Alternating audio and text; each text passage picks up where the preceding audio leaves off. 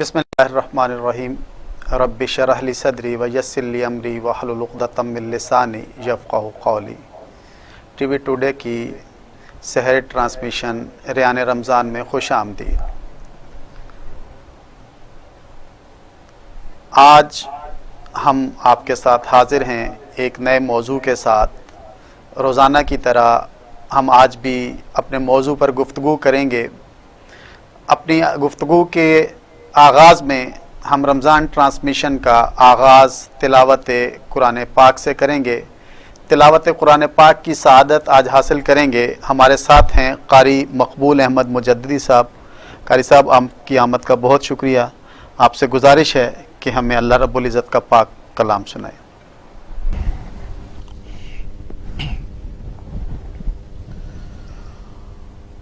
أعوذ بالله من الشيطان الرجيم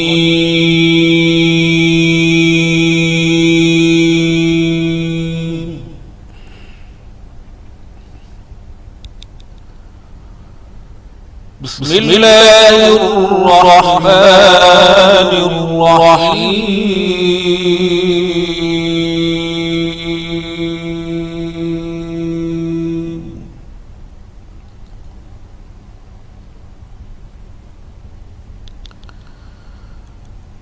ما كان على النبي حرج فيما فرض الله له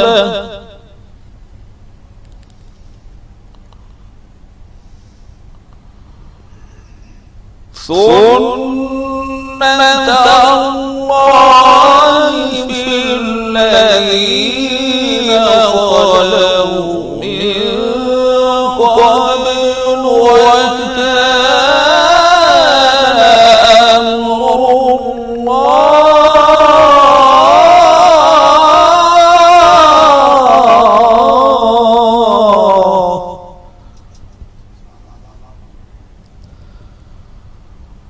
وكان الله قدرا مقدورا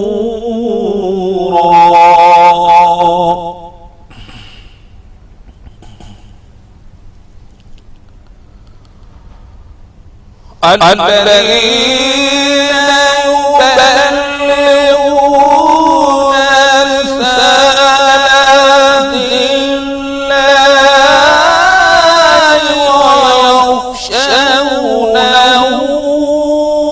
ولا يخشون أحدا إلا الله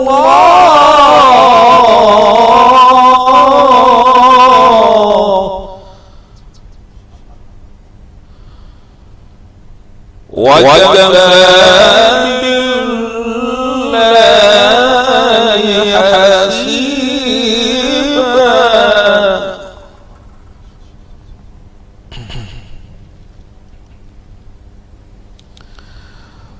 ما كان محمد أبا أحد من رجالكم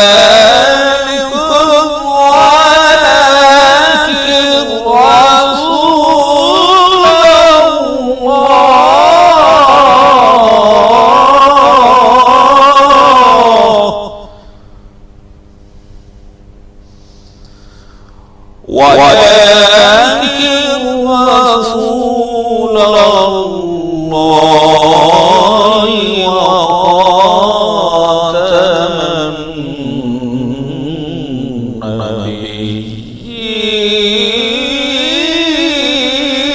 النبيين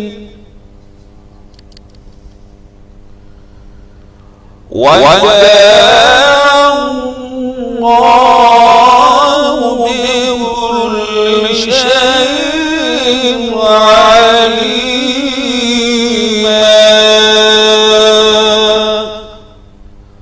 صدق الله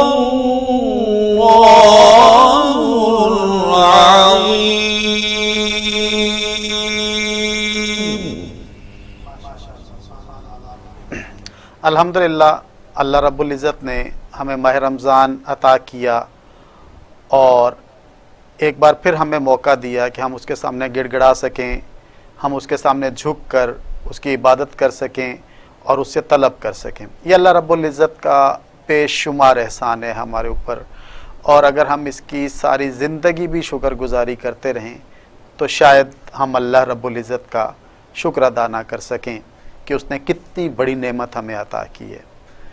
हम तिलावत कुरान पाक सुन रहे थे उस रब्बुल इज़्ज़त का कलाम कि जिसने ये कलाम भी माह रमज़ान के अंदर उतारा और हमारी रहनुमाई की एक एक लम्हे के ऊपर, और उस रहनुमाई के लिए हमारी तरफ आखिरी नबी हज़रत मोहम्मद सल्लल्लाहु अलैहि वसल्लम भेजे, जिनकी दुआओं, जिनकी रियाज़तों, जिनकी रात की इबादत के नतीजे में हम तक दीन पहुँचा, हम तक हदीस पहुँची और हम तक शरीयत पहुँची। ये भी अल्लाह रब्बुल इज़्ज़त का बेशुमार एहसान है। उस अल्लाह रब्बुल इज़्ज़त के आखिरी नबी हज़रत मोहम्मद सल्लल्लाहु अलैहि वसल्लम पर करोड़ों दरूद और सलाम। नबी करीम सल्लल्लाहु अलैहि वसल्लम की नात रसूल मकबूल हम सुनते हैं सैयद मोहम्मद उसामा सदाकत साहिब से। सबसे पहले तो बहुत बहुत रमज़ान मुबारक पूरी उम्मत मुसलमान को मेरी तरफ से, फिर टीवी टुडे का और ख़ास तौर पर इमरान मलिक साहब को शुक्रिया कि आपने आगे आने का मौका दिया। सरवर हुसैन नक्शबंदी साहब का लिखा हुआ एक कलाम पेश करूंगा, उसके कुछ अशार। दिल उल्फते सरकार बसाने के लिए है, दिल उल्फते सरकार बसाने के लिए है, दिल उल्फते सरकार बसाने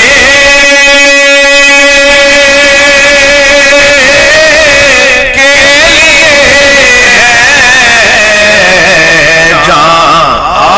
आपकी हुर्मत पे लुटाने के लिए है, दिल उल्फते सरकार बसाने के लिए है, और दिल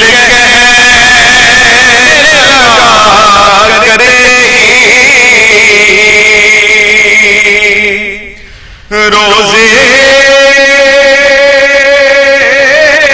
का नजारा ये नक्श तो आँखों में सजाने के लिए है, ये नक्श तो आँखों में सजाने के लिए है, और पैगाम सुनाती है, यही आयत तत्हीर इज़्ज़त मेरे आका के घराने के लिए है, इज़्ज़त मेरे आका के घराने के लिए है।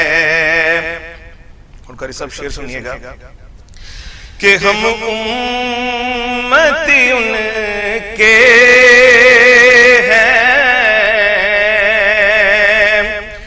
तो कैसे रह महरूम,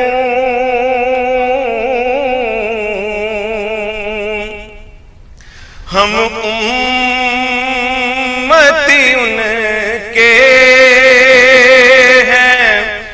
کیسے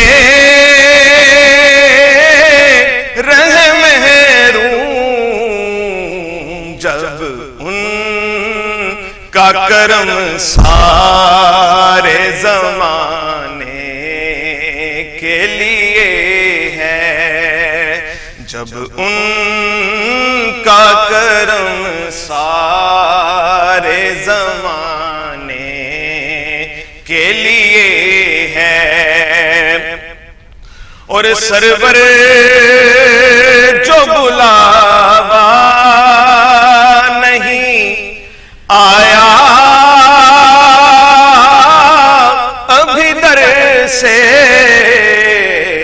یہ تیری طلب اور بڑھانے کے لیے ہے، یہ تیری طلب اور بڑھانے کے لیے ہے، دل الفت سرکار بسانے کے لیے ہے۔ ماشاءاللہ ماشاءاللہ، سبحان اللہ، بہت شکریہ اسامہ، اور بہت خوبصورت کلام آپ پڑھ رہے تھے۔ ماہ رمضان کی 7ویں سحری آج ہم کر رہے ہیں، اور اللہ رب العزت کی فیوز و برکات سے فائدہ حاصل کر رہے ہیں۔ ناظرین، اللہ رب العزت نے انسان کو تخلیق کیا تو انسان کے اوپر جو سب سے بڑی ذمہ داری عائد کی وہ یہ ذمہ داری تھی کہ وہ اچھے اخلاق کا مظاہرہ کرے۔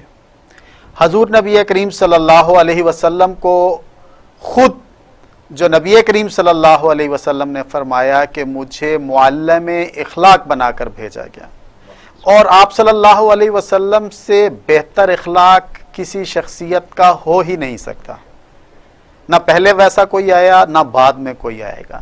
اور مجھے اور آپ کو جو راستہ حضور نبی کریم صلی اللہ علیہ وسلم نے سکھایا، اس کے اندر سب سے اہم چیز جو تھی وہ اخلاق تھے۔ آپ کو کسی نے گالی دی، آپ صلی اللہ علیہ وسلم نے اس کو جواب نہیں دیا۔ آپ کو کسی نے برا بھلا کہا، آپ صلی اللہ علیہ وسلم نے جواب نہ دیا۔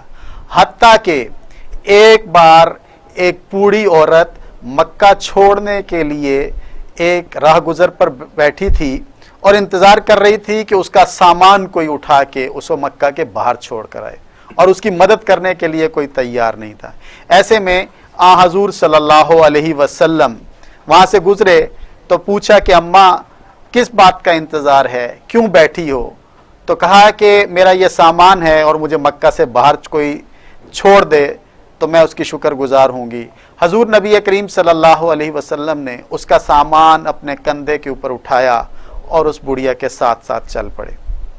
راستے میں پوچھا اماں مکہ چھوڑ کے کہاں جا رہی ہو؟ کہا میں جنگل کی طرف جا رہی ہوں۔ کہا مکہ کیوں چھوڑ رہی ہو؟ تو بڑھیا نے کہا کہ یہاں پر ایک ایسا شخص آیا ہے جو لوگوں کے ایمان کو بدل دیتا ہے۔ سنا ہے وہ جادوگر ہے، جس پر وہ جادو کرتا ہے وہ اپنے آباء و اجداد کے دین سے پھر جاتا ہے۔ میں اس کے خوف سے بچنے کے لیے مکہ چھوڑ کے جا رہی ہوں۔ اور حضور نبی کریم صلی اللہ علیہ وسلم یہ بات سنتے جا رہے تھے، اور ایک لمحے کے لیے بھی یہ نہیں کہا کہ اماں یہ گٹھڑی اٹھاؤ اور چلتی بنو، بلکہ حضور صلی اللہ علیہ وسلم اس کے ساتھ چلتے رہے۔ جب منزل پر پہنچے تو اس بڑھیا نے پوچھا کہ آپ اپنا تعارف تو کروائیں، آپ ہیں کون؟ تو آپ صلی اللہ علیہ وسلم نے فرمایا کہ اماں میں وہی ہوں جس کے خوف سے آپ مکہ چھوڑ کر جا رہی ہیں۔ یہ حضور نبی کریم صلی اللہ علیہ وسلم کا اخلاق تھا کہ وہی بڑھیا پھر واپس اصرار کے ساتھ مکہ میں داخل ہوئی۔ اگر حضور نبی کریم صلی اللہ علیہ وسلم اس وقت اخلاق کا مظاہرہ نہ کرتے تو شاید وہ عورت بھی مکہ واپس نہ آتی۔ حضور نبی کریم صلی اللہ علیہ وسلم کا یہ رویہ صرف مکہ والوں کے ساتھ نہیں تھا، حضور نبی کریم صلی اللہ علیہ وسلم کا یہ رویہ ہر انسان کے ساتھ تھا۔ وہ غلام ہوں، وہ تجارت میں ہوں، وہ آپ صلی اللہ علیہ وسلم کے ساتھی ہوں، وہ آپ صلی اللہ علیہ وسلم کی بیوی ہوں، وہ آپ صلی اللہ علیہ وسلم کا خاندان ہو، کسی بھی لمحے پر آپ صلی اللہ علیہ وسلم نے بد اخلاقی کا مظاہرہ نہیں کیا، گالیاں برداشت کر لی، پیٹھ پر اوجری برداشت کر لی، سر پر پتھر برداشت کر لیے، دندانے مبارک شہید کروا لیے، لیکن آپ صلی اللہ علیہ وسلم نے کسی کو گالی نہیں دی، بلکہ پکڑ پکڑ کر آپ صلی اللہ علیہ وسلم لاتے تھے کہ اللہ کے اوپر ایمان لے آؤ، اور فرمایا کہ لوگ پتنگوں کی طرح آگ میں جا رہے ہیں، جیسے پتنگا روشنی میں جاتا ہے اور اپنی جان ختم کر لیتا ہے جلا کے، ایسے لوگ جہنم میں جا رہے ہیں اور میں ان کو گردن سے پکڑ پکڑ کر جہنم سے نکالنے کی کوشش کر رہا ہوں۔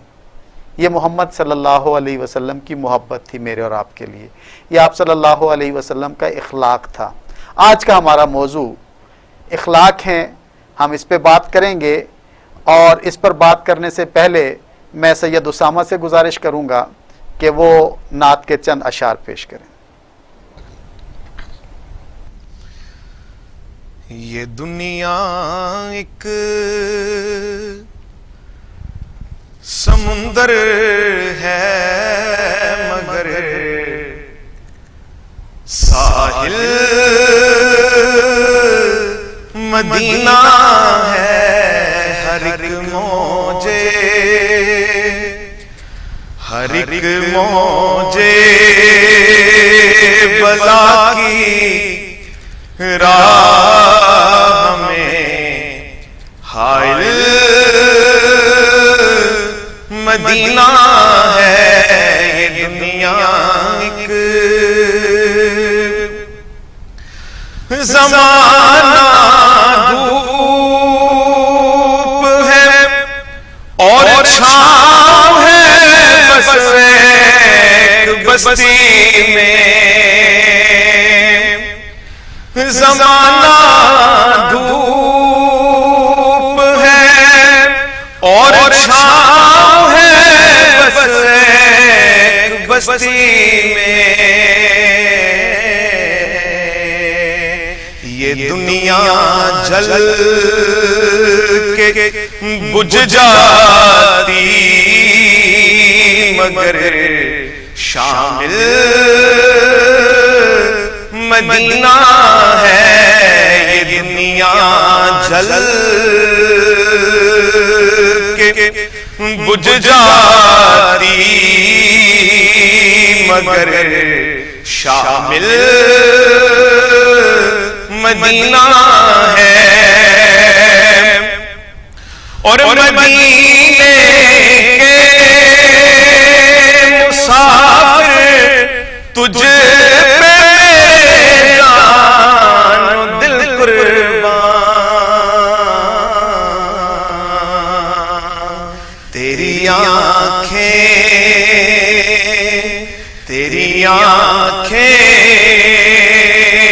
بتاتی ہیں تیری منزل مدینہ ہے، تیری آنکھیں بتاتی ہیں تیری منزل مدینہ ہے، اور شرف مجھ کو بھی حاصل ہے محمد کی غلامی کا،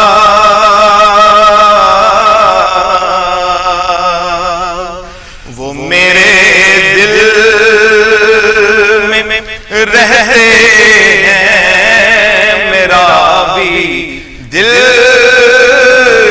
مدینہ ہے، وہ میرے دل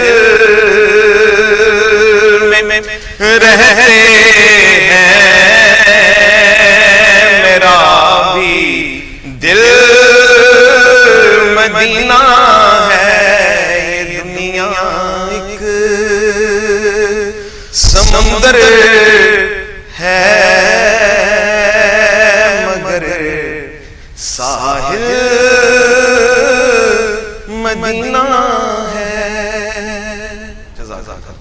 جزاک اللہ. یہ دنیا ایک سمندر ہے مگر ساحل مدینہ ہے.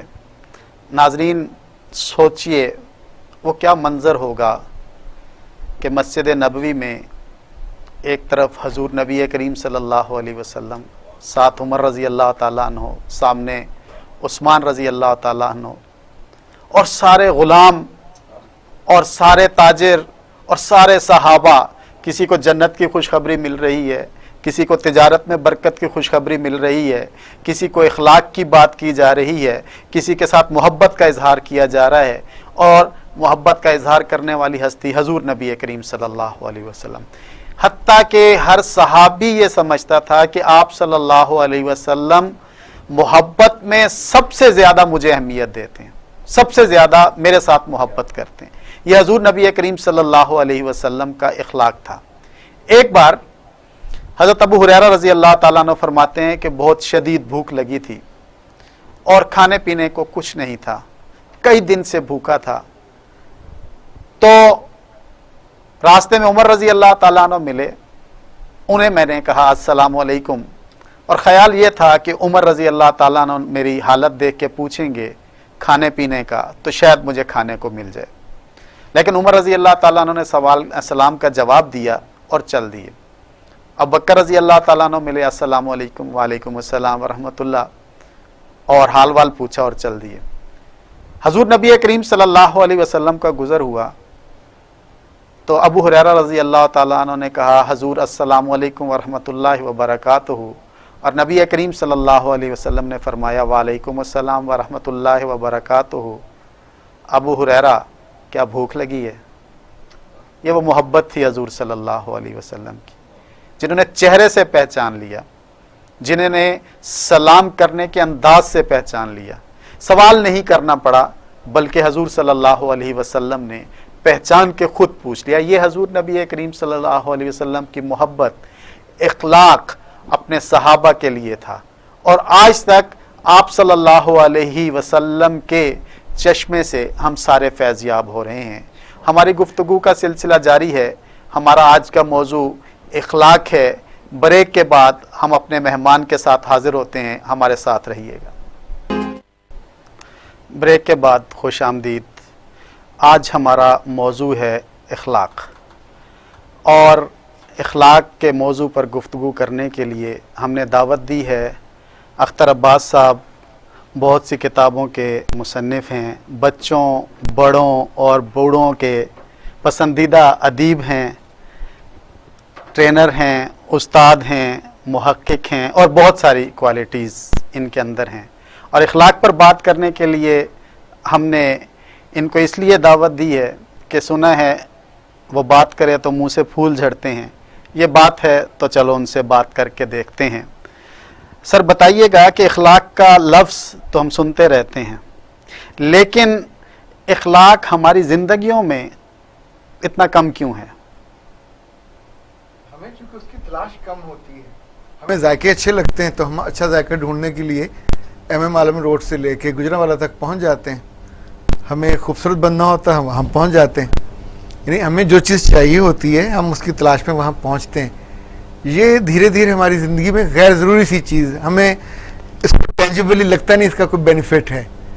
وقت نے بعض جگہ یہ ثابت بھی کیا کہ بد اخلاق لوگ آگے نکل جاتے ہیں، بد مزاج لوگ جو ہیں وہ زیادہ. یہ تو اللہ کے رسول نے بات فرمائی تھی، ہم تو اس کو بھول گئے کہ وہ بدبخت ہے، بدقسمت ہے جس کی بد اخلاقی سے ڈر کر لوگ اس کی عزت کرنے لگے. اس کے شر سے ڈرنے والی بات ہے نا. تو چونکہ ہم تو اپنے آس پاس دیکھتے ہیں کہ جو اگر بیٹا بدتمیز ہے تو وہ فائدے میں رہتا ہے، جو گھر میں ذرا لو پروفائل کا ہو وہ بیچارہ نقصان میں جاتا ہے. جی. جو بیٹی یا بہو بدتمیز اور بد تہذیب ہو وہ فائدے میں رہتی ہے، جو بیچاری ٹھنڈی ہو وہ ماری جاتی ہے. یونیورسٹیوں میں کلاسز میں جو بدتمیزی کرتا ہے ٹیچر اس کو اوائڈ نہیں کرتا، اس کو اوائڈ نہیں کرتا، اس کی بات سنتا ہے. اور جو دھیمے مزاج کا ہوتا ہے تو with the passage of time جو سکہ رائج الوقت تھا وہ بدل گیا. یعنی ایک زمانے میں گز ہوتا تھا، پھر وہ آ گیا، دوسرا میٹر آ گیا. تو جو سکہ رائج الوقت جس کی قیمت ہو وہ چلتی ہے. اس زمانے میں نیکی کی رائج الوقت قیمت نہیں ہے، تو آپ کو ایکٹرز، اور ڈراموں میں کام کرنے والے اور ہر جگہ وہ نظر آئیں گے. تو سوشل میڈیا نے بھی اسی کو ابھارا, اسی کی اہمیت بنائی. اچھا, اس کے لیے ایکٹنگ چاہیے, اس کے لیے اخلاق نہیں چاہیے, اس کے لیے کردار بھی نہیں چاہیے.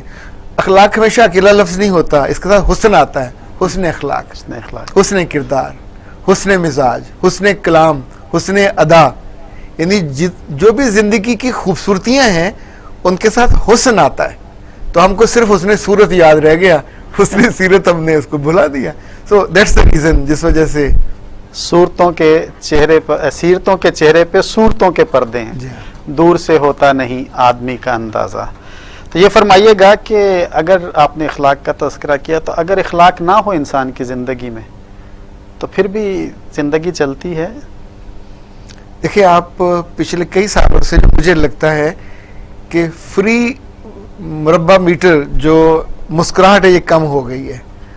جو ہمارے عزا و کارب دوست جن کے ساتھ ہم بیٹھ کے تھے, گپے مارتے تھے, کھل کے ہنس لیتے تھے, وہاں بھی ہنسی کی بات کم ہوتی ہے, وہاں بھی دوسرے کو خوشی دینے کی بات. مسکراہٹ کو تو اللہ کے رسول نے بھی صدقہ قرار دیا تھا, تو ہم صدقہ دینے پہ تو آمادہ ہی نہیں ہوتے. گھر میں میرے پاس لاہور شہر کے نہیں, پاکستان کے سب سے دکھی لوگ آتے ہیں کاؤنسلنگ کے لیے. اور دکھی کس سے ہوتے ہیں؟ اپنے سگے لوگوں سے.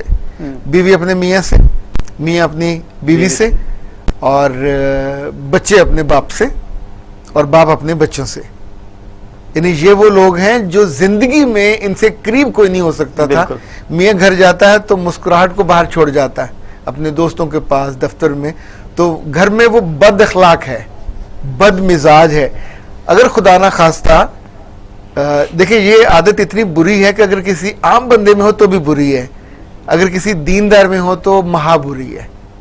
اور اگر کوئی دینی مزاج کا ہو, دینی شکل کا ہو, اور وہ گھر جا کے جس تکبر سے بات کرے, جس اس یہاں سے بات کرے, اور باقیوں کو, چونکہ بیوی ہو جب بچے ہوں عام طور پہ ہمارے غلاموں جیسے ہوتے, بیچاروں کے پاس کوئی آپشن نہیں ہوتا. اور سو اس لیے وہ جب تک ان کے بس میں ہوتا ہے ظلم سہتے رہتے ہیں. یعنی یہ کبھی نہیں ہوتا تھا کہ بیٹیاں یہ کہیں شادی کے موقع پہ کہ میں واپس پلٹ کے نہیں آؤں گی. اب کہنے لگ گئے.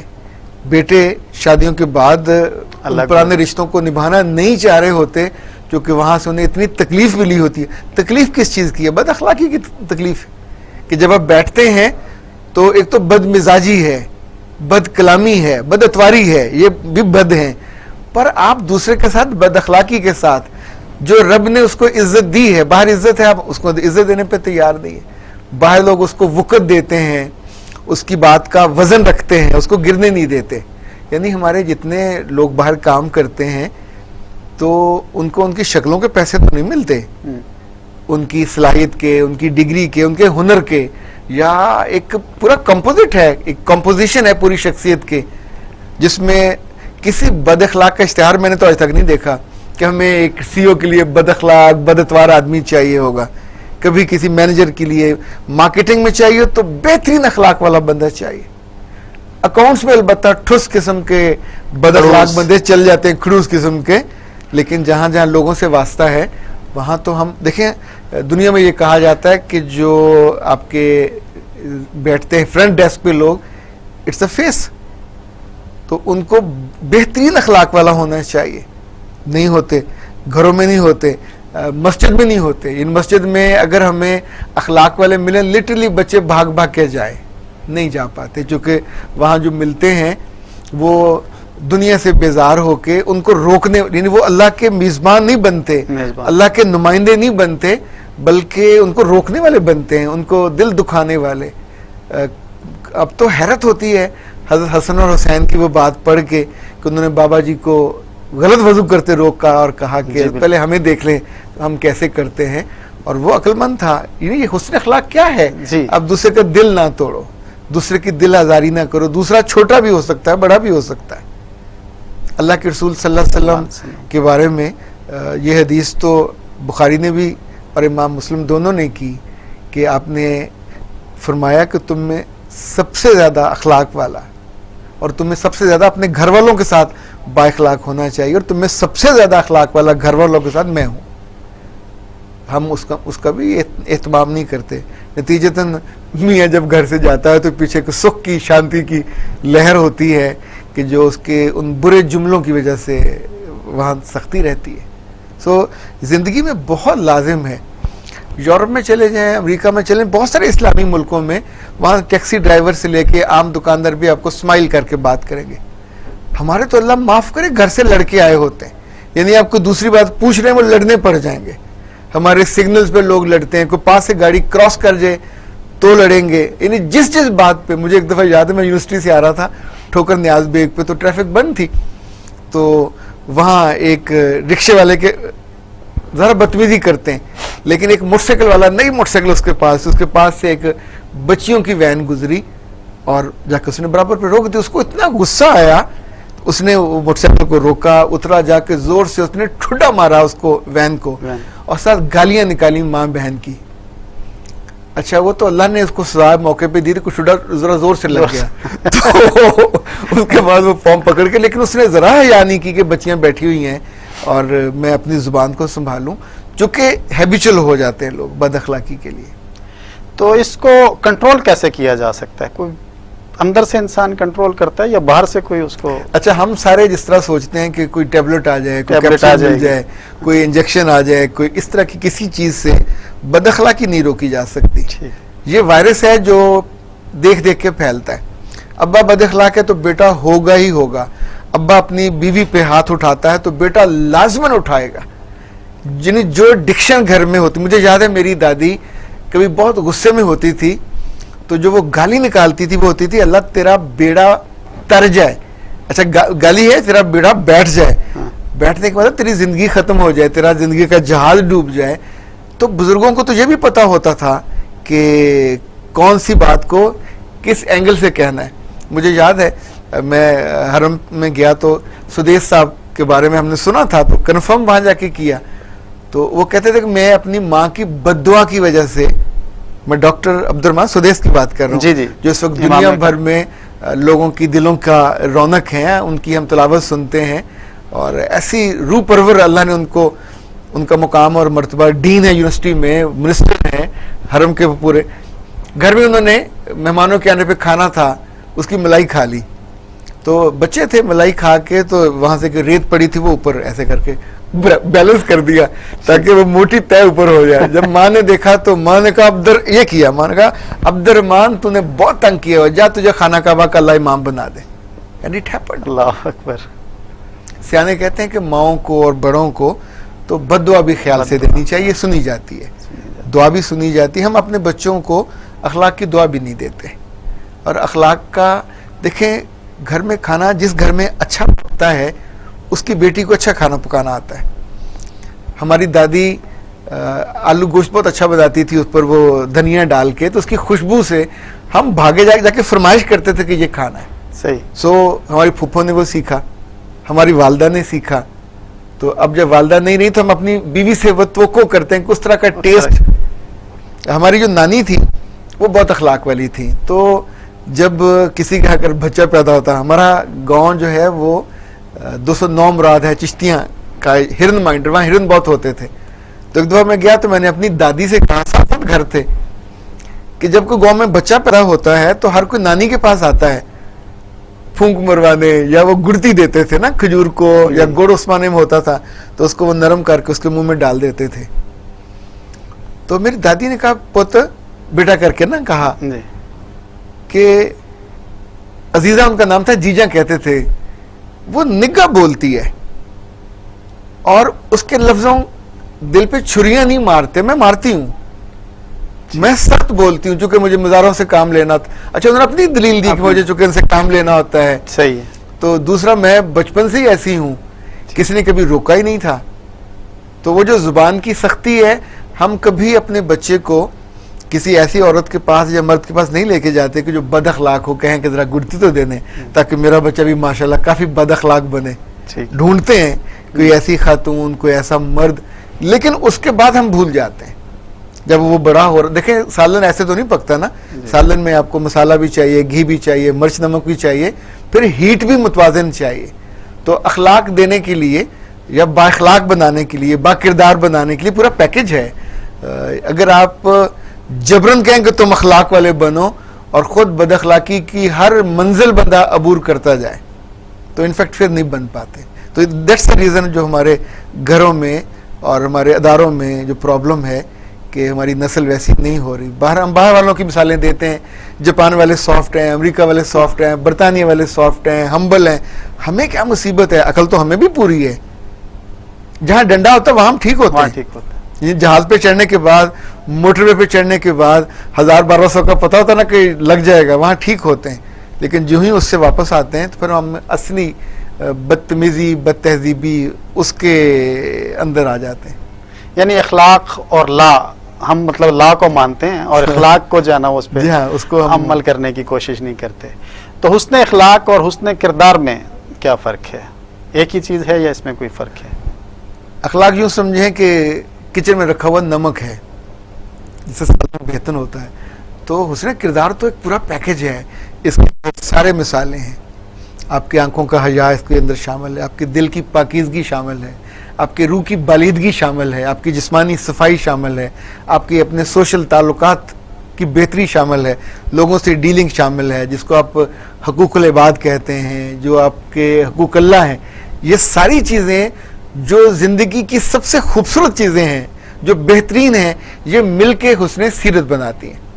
حسن صورت تو سمپل چہرہ آپ کا, یعنی عام طور پہ ہم اس وقت جسم نہیں دیکھ رہے ہوتے. جسم, یہ جو فرانس والے ہیں ان کے بارے میں کہا جاتا ہے کہ دنیا میں سب سے بدبودار یہ لوگ تھے, تو اپنی صورت بہتر کرنے کے لیے انہوں نے پرفیوم ایجاد کیا. پھر یعنی اللہ معاف کرے ان کے بادشاہوں کے بارے میں کہا جاتا ہے کہ اتنی بدبو آتی تھی جو وہاں جاتے تھے وزراء یا بیرون ملک والے, کہتے تھے جیسے بھیڑیے کے بھٹ سے آتی ہے.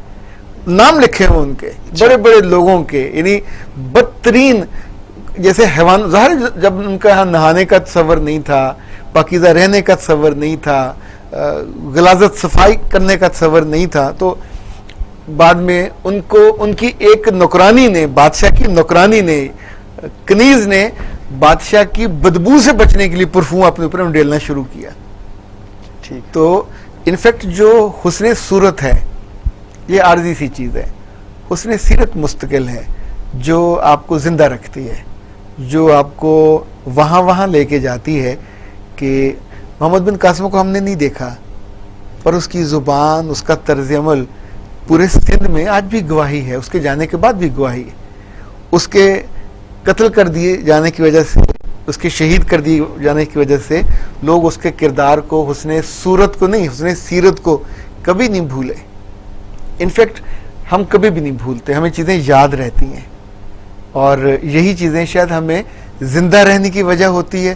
مضبوط تاریخ میں بد اخلاق, بد مزاج بے شمار لوگ ایسے ہیں, لیکن حسن سیرت والے جو بادشاہ تھے یا ان کی ملکائیں تھیں, مجھے یاد ہے یہ جو ہارون الرشید تھا, آپ جانتے ہیں کہ چونکہ انہوں نے بنو امیہ کے جو بادشاہوں کی قبریں کھود کے ان کی ہڈیوں کو جوتے مارے تھے, تو بنو امیہ کے بعد بنو عباس آئے, تو بنو عباس جب طاقت میں آ گئے, انہیں پتہ تھا ہم نے کیا کیا, تو ہارون الرشید کی جب موت ہوئی ہے تو 21 قبریں بنائی گئی رات کو, اور رات کے کس پہر اس کو دفن کیا گیا نو بڈی نوز. اچھا, اس کے مقابلے پہ اس کی بیوی تھی زبیدہ نے زندگی بھر نیکی کی, نہر زبیدہ بنائی جو مکہ کے لوگوں میں وہاں تو پانی نہیں ہوتا تھا. زبیدہ کے گھر میں 50 عورتیں دن میں اور 50 عورتیں شام میں قرآن پاک پڑھنے آتی تھی. اس کی محل سے کبھی تلاوت بند نہیں ہوتی تھی. زبیدہ کی قبر آج بھی زندہ ہے. مجھے قاہرہ جانے کا موقع ملا, صلاح الدین ایوبی کا نام ہم نے صرف کتابوں میں پڑھا تھا, تو صلاح الدین ایوبی نے شہر کے اوپر سے ایک پوری کاریز یا نہر بنائی ہوئی ہے, جگہ جگہ پانی پہنچے. اچھا, اس کا جو کردار تھا, اس کردار کو ہمیں کس نے بتایا؟ انگریزوں نے. ہمیں کس نے بتایا؟ عیسائیوں نے, کہ رچرڈ نے اس کے خیمے میں عورتیں بھیجیں. رچرڈ کا گھوڑا مر گیا تو صلاح الدین نے گھوڑا بھیجا, تلوار ٹوٹ گئی اپنی تلوار بھیجی. تو اس کو جو حسن سیرت ہے وہ ایک ناکام آدمی جیسی نہیں ہے. صلاح الدین ایوبی بہت خوبصورت آدمی نہیں تھا, کبھی اس کے بارے میں تاریخ پڑھیں تو کم صورت آدمی تھا, لیکن اس کی سیرت اتنی شاندار ہے, اتنی عمدہ ہے کہ آپ اس کا تذکرہ کرتے ہیں اور اسی سے آگے زندگی کا جو خوبصورتی ہے اس کا آگے تسلسل چلتا ہے. ماشاءاللہ ہماری گفتگو کا سلسلہ جاری ہے. اخلاقیات پہ ہم بات کر رہے ہیں اور ہمارے مہمان اختر عباس صاحب ہمارے ساتھ موجود ہیں. اس وقت بریک کا ٹائم ہے. بریک کے بعد انشاءاللہ ہم اپنی گفتگو کو جاری رکھیں گے.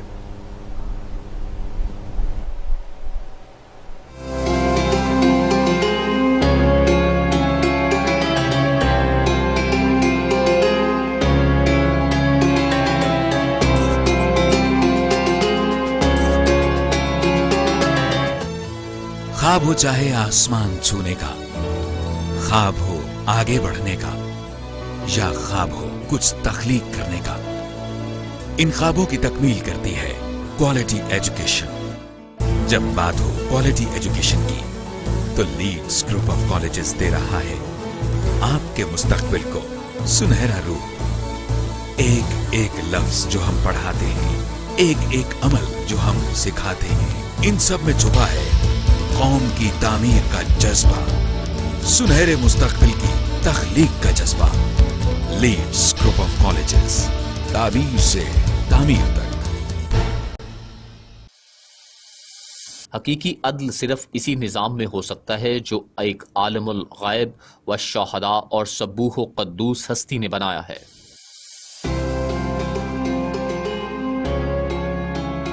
میں ہوں نوشہ خان اور آپ دیکھ رہے ہیں پروگرام نیلی پہ دیلا. کریں گے لوگوں سے مزے مزے کی chit chat, crispy question, common sense check.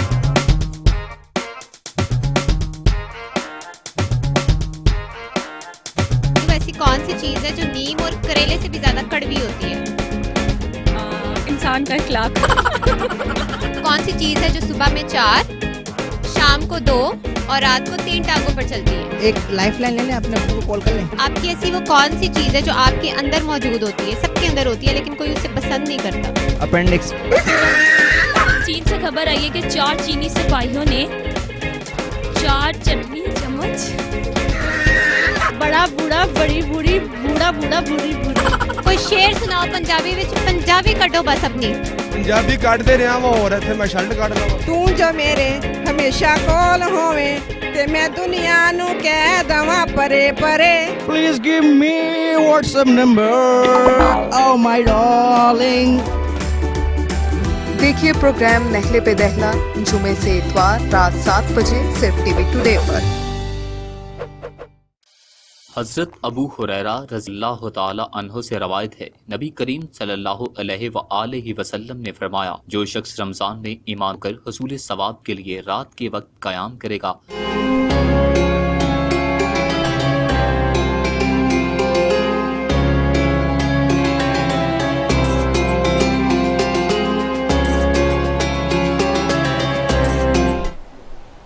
Break کے بعد خوش آمدید. حسن اخلاق پر ہماری گفتگو کا سلسلہ جاری ہے. مزید گفتگو سے پہلے میں محمد ذیشان مدنی صاحب سے گزارش کروں گا کہ وہ حمد باری تعالیٰ پیش کریں.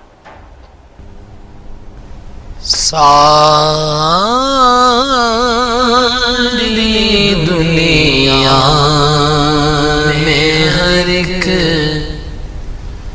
سمت ہے چرچا تیرا.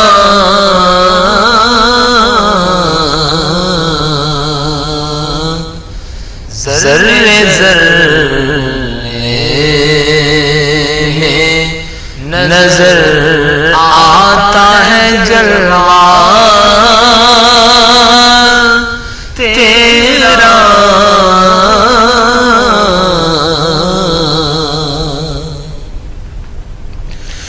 ہر نبی آیا لیے ہاتھ میں وحدت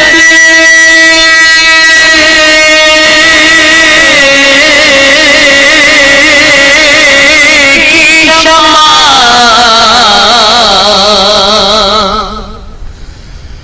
ہر نبی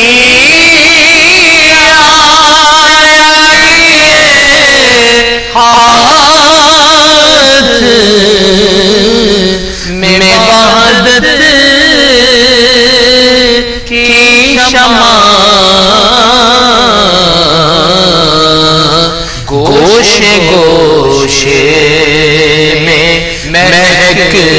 اٹھا اجالا تیرا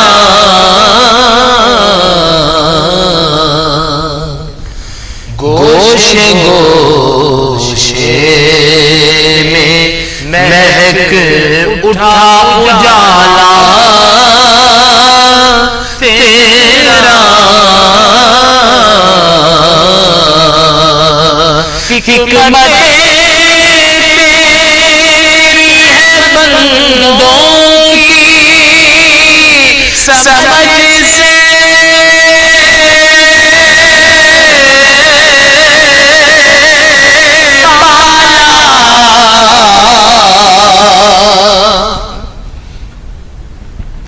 حکمت تیری ہے بندوں کی سمجھ سے بالا بھید دنیا میں کسی نے بھی نہ پایا تیرا بھید دنیا میں کسی نے بھی نہ پایا تیرا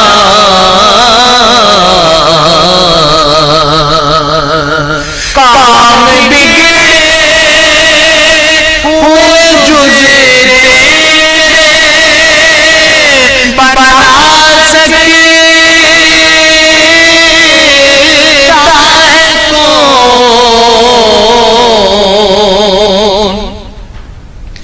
یا اللہ کام بگڑے ہوئے جزے تیرے بنا سکتا ہے کون سب کا تو مولا نہیں کوئی بھی مولا تیرا جز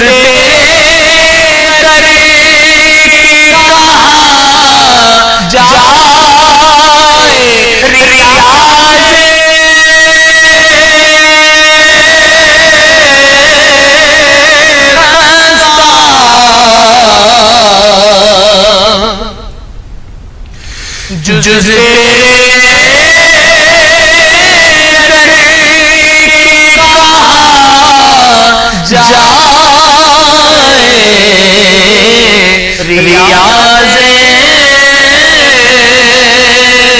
ہستا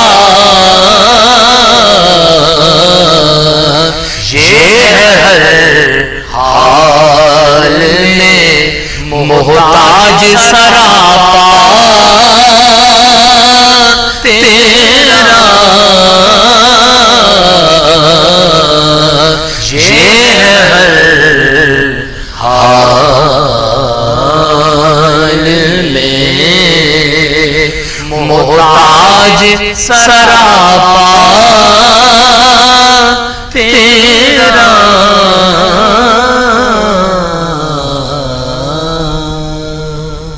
ماشاءاللہ جزاک اللہ. اختر صاحب یہ فرمائیے گا کہ حسن اخلاق کی جو کمی ہے وہ کسی علم کی بنیاد پہ ہے یا جہالت ہے یا ویسے ہی جو ہے نا وہ ہم جاننا نہیں چاہتے یا کرنا نہیں چاہتے؟ بعض دفعہ کسی ٹیسٹ کا آپ کو جب علم نہیں ہوتا تو بھی آپ اس کو انجوائے نہیں کر پاتے. نہیں مٹھاس کا ہمیں کب پتہ چلتا ہے؟ جب ہماری زبان چکھتی ہے. تو ایسے جب آپ کسی جگہ جائیں اور جس کو ملنے جائیں اس کی آنکھیں مسکراہٹ سے بھری ہوں, اس کے چہرے پہ آپ کے لیے آمادگی ہو, آپ کے استقبال کے لیے وہ تھوڑا جسچر دے, آپ کے جانے پہ خوشی کا اظہار نہ کرے, بار بار گھڑی نہ دیکھ رہا ہو کہ جاتا کیوں نہیں ہے, اور جب تک آپ بیٹھے ہوں آپ کے لیے کھانے کی کوئی نہ کوئی چیز آ رہی ہو. سو مہمانداری سے لے کے ریسیو کرنا اور آپ کو ریلیو کرنا, ایک ایک چیز میں جو جتنے جسچرز شامل ہوتے ہیں, جتنے پوسچرز شامل ہوتے ہیں, یہ ہم کو اچھے لگتے ہیں. किसी जगह हम जाएं और हमारा इस्तकबाल ना हो, हमें अच्छा खाना ना पेश किया जाए, हमारे साथ अच्छा सलूक ना किया जाए, हम कोई चीज़ लेके जाएं उसकी एप्रिसिएशन ना हो, तो ज़ाहिर हम कहते हैं यार बहुत ही बदअखलाक आदमी है।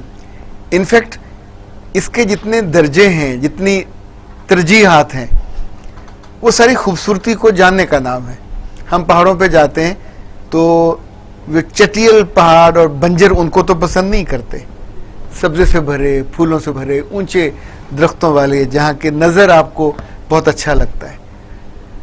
हमारी ज़िंदगी सरसब्ज मैदानों से भरी हो सकती है अगर उसमें बसने वाले सबके अखलाक अच्छे हों।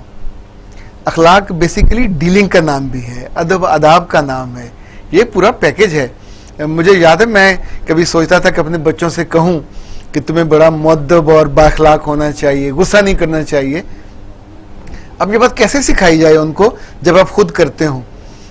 मुझे कई दफ़ा याद है कि मेरी गाड़ी पे पीछे किसी ने आकर ठक करके, वही मोटरसाइकिल वाले करते हैं आमतौर पे, टक्कर लगाई या कोई रिक्शे वाला साथ पे घिसट के गया, तो मैंने एक असूल बनाया था कि उतरना नहीं है, क्योंकि उतर के लोगों को मैंने सिर्फ लड़ते देखा, और लड़ने के बाद आपका दिल टूटते और अपनी जुबान से बदकलामी करते देखा। दूसरा आपको हर्ट करेगा, बदतमीजी करेगा, आप भी जवाबन करोगे। सो मैं आमतौर पर अवॉइड करके वहां से गुजर जाता हूँ। सो मेरे बच्चों ने और अहलिया ने मुझे मुस्तकिल ये करते देखा। इससे हम अवॉइड नहीं कर सकते। एक दफा मैंने क्रीम ब्लॉक में उतरने की कोशिश की तो मेरी अहलिया ने कहा क्या हुआ? अच्छा, उसे बहुत हैरत हुई। तो आई डू रिमेंबर, मैं उसके बाद मैंने अपने पाँव वापस किए, मैंने अपनी बेटी को गाड़ी सिखाई तो रैंप से मैंने कहा अंदर लेके चलो, तो शी वॉज अवॉइडिंग, आगे मेरी गाड़ी खड़ी थी, तो उसने पीछे से जब लेके आई तो जब एन मौके पे जाके ठीक चला के लेके आई, एन मौके पे जाके वो घबरा गई तो उसने रेस से वो जाकर टुका के टक्कर मारी, उसका बम्पर टूट गया। तो नाउ शी वाज शिवरिंग कि बाबा आप कुछ डांटेंगे कुछ। मैंने कहा मेरा बच्चा मसला ही कोई नहीं, थोड़ा नुकसान हुआ है, हो जाता है ना जी, सही, लेकिन वो जो कॉन्फिडेंस है कि आइंदा जब चढ़ाओगे तो उससे जरा पहले रोक देना। अच्छा, जिस मौके पे आपको गुस्सा रोकना चाहिए हम नहीं रोकते, जिस मौके पे हमको खुश अखलाकी दिखानी चाहिए हम नहीं करते, जिस मौके पे हमें सखावत करनी चाहिए। आप सोचिए कि अल्लाह के रसूल सल्लल्लाहु अलैहि वसल्लम के पैकेज में कभी वो पूछते थे लोगों से, सहाबा से, उनका अंदाज था कि सबसे सखी कौन है, तो अल्लाह के रसूल सल्लल्लाहु अलैहि वसल्लम के अपने अल्फाज हैं कि सबसे सखी लोगों में से मोहम्मद सल्लल्लाहु अलैहि वसल्लम। अच्छा, उनके सामने एक दफ़ा जब जंगें होती थी मुख्तलिफ लोग लाए जाते थे गुलाम बना के, कनीज़ें बना के, एक कबीले के लोग लाए गए तो आप उनको बांट रहे थे, तो एक खातून ने, कोई नौजवान लड़की थी, उसने कहा मोहम्मद सल्लल्लाहु अलैहि वसल्लम मुझे ये जो आप तकसीम करने से पहले मेरी बात सुन लीजिए। तो फिर उसने कहा कि मैं, आप तो नहीं जानते होंगे पर मैं उसकी बेटी हूँ कि जिसका दिल बड़ा था, जिसके दस्तरखान पे लोग भूखे आते थे और पेट भर के जाते थे, जिसकी ज़ुबान शीरीं थी और लोगों के कानों में उसकी ज़ुबान से कभी कोई सख्त जुमला नहीं जाता था, वो जो लोगों की ज़रूरतें उनके सुने बिना पूरी कर देता था, वो जो ख़ानदानों को संभालता था, वो जो ये करता था, वो जो ये करता था। तो आप सल्लल्लाहु अलैहि वसल्लम कहा ठहरो, तुम किसकी बात कर रही हो, ये तो मेरे भाई जो अंबिया हैं उनकी खूबियाँ हैं। तो उसने कहा मैं अपने बाप की बात कर रही हूँ, मैं हातिम की बेटी हूँ। तो अल्लाह के रसूल सल्लल्लाहु अलैहि वसल्लम ने उसके बाप की खुश अखलाकी और सखावत, जो दुनिया उसकी मोतरफ थी और आप भी जानते थे, तो आपने न सिर्फ उस खातून को गुलाम नहीं बनाया, उसको आज़ाद किया, उसका सामान वापस किया। उसने फिर रिक्वेस्ट की कि ऐ मोहम्मद सल्लल्लाहु अलैहि वसल्लम, जो मेरे बाकी कबीले के लोग हैं इनको भी छोड़ दीजिए। आप उनमें से कुछ को तकसीम कर चुके थे, अपने साहबा से कहा अगर तुम इजाज़त दो तो मैं, उन्होंने हरम की क्या मजाल थी, इजाज़त न देते। सो उनका सामान वापस हुआ, उनकी जो गुलामी के तौक थे वो उनसे उतर गए और आप सल्लल्लाहु अलैहि वसल्लम ने उसको इज़्ज़त और इकराम से रखा। किस लिए?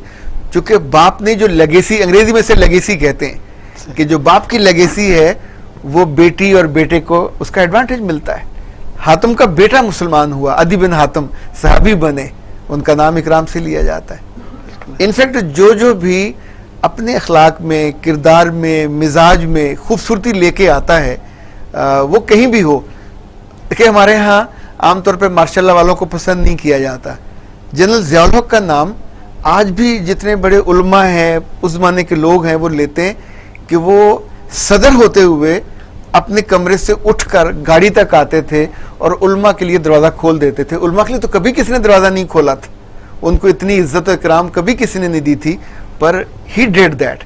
रात को जब वो अपने कामों से फारग होते तो उनको फ़ोन करते।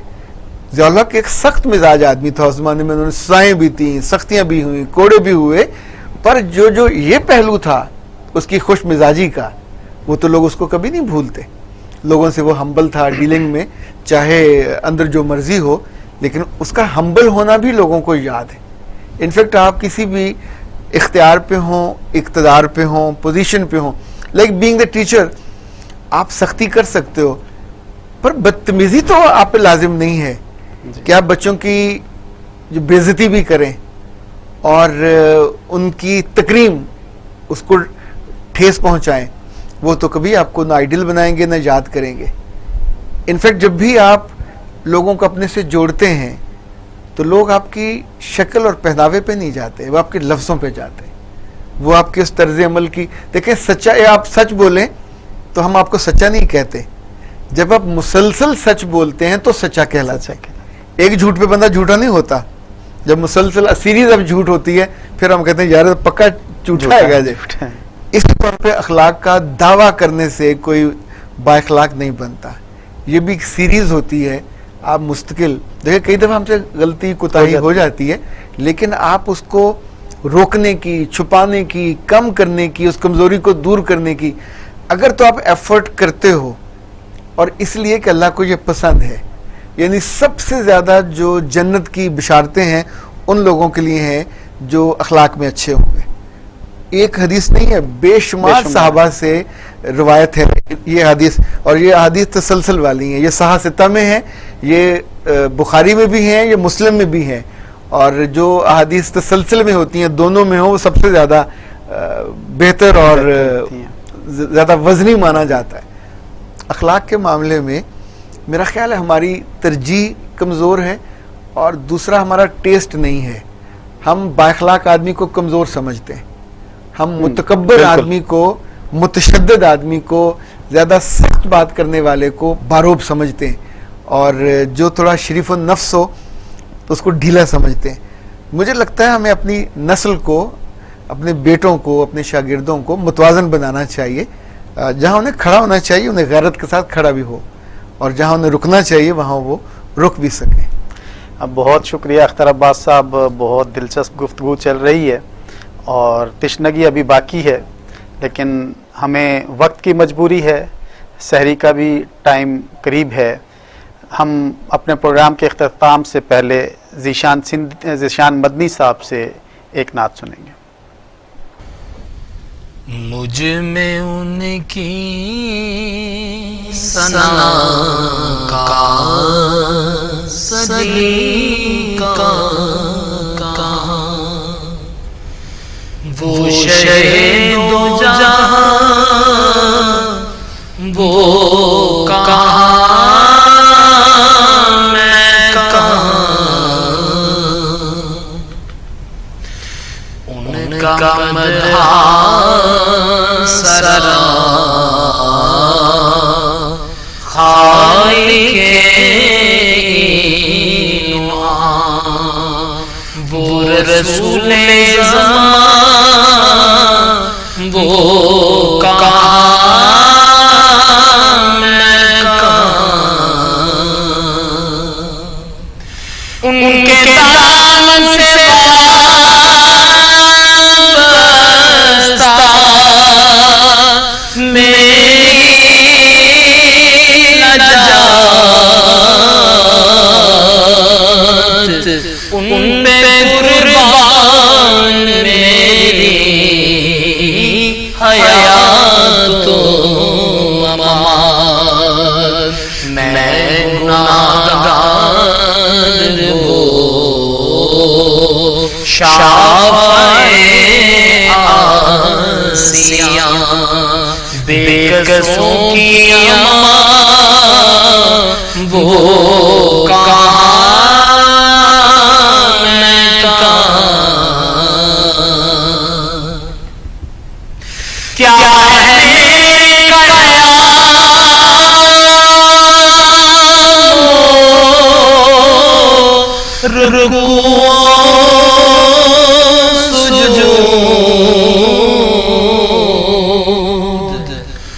وسوسے دگے اور ریا نمود ذکر ان کا مگر غازہ و عابداں مرکز ساجداں وہ کہاں میں کہاں.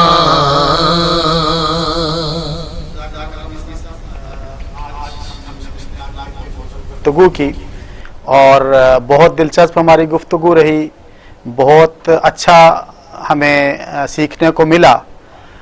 ہم ایسے ہی موضوعات کے ساتھ اگلی سحر ٹرانسمیشن میں حاضر ہوتے رہیں گے. اگلی سحر ٹرانسمیشن میں ہمارے ساتھ رہیے گا اور اپنی رمضان کی، اپنی تہجد کی، اپنے رات کے اس پہر کی دعاؤں میں ہم سب کو یاد رکھیے گا. اللہ ہم سب کا حامی و ناصر ہو. اللہ حافظ.